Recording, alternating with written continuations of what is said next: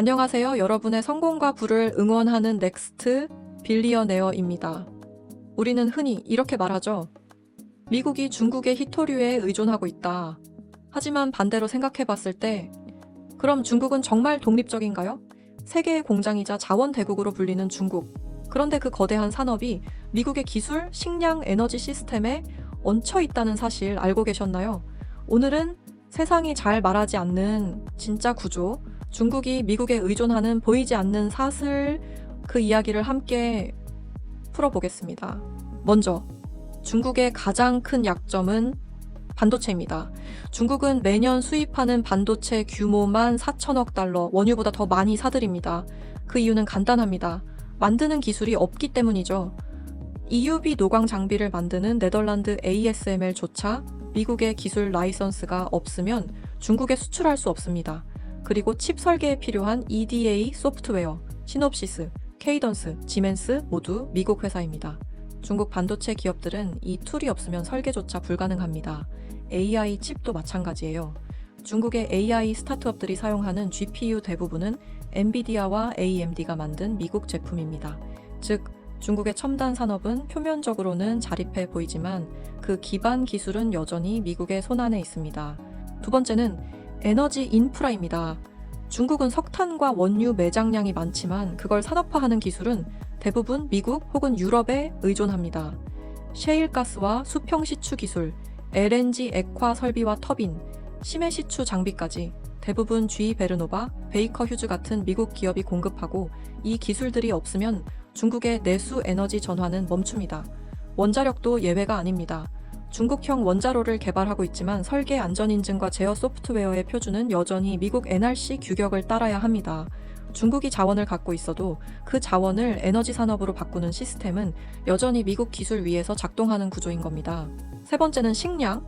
이건 중국이 가장 감추고 싶어 하는 약점입니다. 중국의 인구는 14억 명. 하지만 경작 가능한 토지는 세계 평균의 절반도 안 됩니다. 그래서 중국은 매년 미국과 브라질에서 대두와 옥수수를 대량으로 수입하죠. 특히 그 돼지 사료용 대두는 중국 전체 소비량의 절반 이상이 미국산입니다.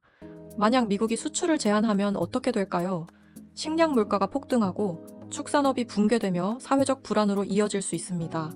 중국의 경제 성장은 식량 안정 위에서 굴러가고 있고 그 안정의 핵심에 미국산 곡물이 있습니다. 즉, 중국의 밥상엔 미국의 씨앗이 심겨 있는 셈이죠. 중국이 하드웨어에서는 미국을 따라잡았지만 소프트웨어는 여전히 미국식 표준에 묶여 있습니다. 운영체제는 여전히 윈도우, 리눅스 기반이고 AI 프레임워크는 텐서플로우와 파이토치입니다. 산업표준 보안 프로토콜 통신 규약까지 대부분 미국이 만든 국제 규격이죠. 중국이 스마트폰, AI 반도체를 아무리 잘 만들어도 그 위에서 돌아가는 시스템은 결국 미국의 코드를 사용하고 있는 셈입니다. 이건 눈에 보이지 않는 디지털 의존이에요. 경제보다 더 깊은 표준의 종속이죠. 이제 시선을 조금 더 근본으로 돌려보겠습니다. 지식과 기술의 뿌리, 표준의 지배력은 여전히 미국이 쥐고 있습니다. 세계 산업의 기본 언어가 되는 건 숫자가 아니라 표준이에요. 그리고 그 표준은 지금도 대부분 미국이 설계합니다. 전 세계 특허 중 약 35% 이상이 미국 기업 소유입니다. 중국이 빠르게 추격하고 있지만 AI, 반도체, 소재, 바이오 같은 고부가 가치 영역에서는 상위 100대 특허 보유 기업의 절반 이상이 여전히 미국계예요. 칩 설계의 언어가 되는 EDA 전자설계 자동화 시장만 봐도 시놉시스, 케이던스, 지멘스 세 기업이 사실상 글로벌 반도체 설계의 공용 언어를 만들어냈습니다. 중국이 공장을 세워도 그 도면은 미국의 코드로 읽히는 셈이죠. AI도 다르지 않습니다. 전 세계 AI 연구의 60% 이상이 미국 대학과 실리콘밸리 기업에서 출발합니다. 챗 GPT에 기반이 된 대형 언어 모델 생태계 또한 오픈AI, 엔트로픽, 구글, 메타 등 미국 기업들이 주도하며 세계가 그 표준을 따라가고 있습니다. 운영체제와 소프트웨어 역시 마찬가지입니다. 윈도우, 맥OS, iOS, 안드로이드 이 네 가지 플랫폼이 전 세계 웨스 시장의 75%를 차지하고 산업 행정 시스템 대부분이 이 기반 위에서 돌아가죠. 결국 하드웨어가 아무리 자립해도 그 위에 운영 언어는 미국의 표준 안에 머물러 있습니다. 2024년 기준으로 미국의 기술 로열티 수입은 약 1250억 달러, 중국의 8배에 달합니다. 이건 단순한 돈의 차이가 아니라 지식의 사용권을 누가 통제하느냐의 문제예요. 결국 미국은 기술을 생산하는 나라가 아니라 세상이 사용료를 지불하는 나라가 된 겁니다. 이 모든 걸 종합하면 미국의 진짜 힘은 생산이 아니라 표준입니다. 중국이 공장을 늘릴수록 미국은 기술 사용료로 더 부유해지는 구조. 세상이 메이드 인 차이나로 돌아가도 그 기반의 언어와 알고리즘은 여전히 디자인드 인 아메리카죠. 이쯤 되면 이런 생각이 들죠. 그럼 만약 두 나라가 진짜 서로의 의존을 끊는다면 누가 더 버틸까? 단기적으로는 미국이 타격을 받습니다.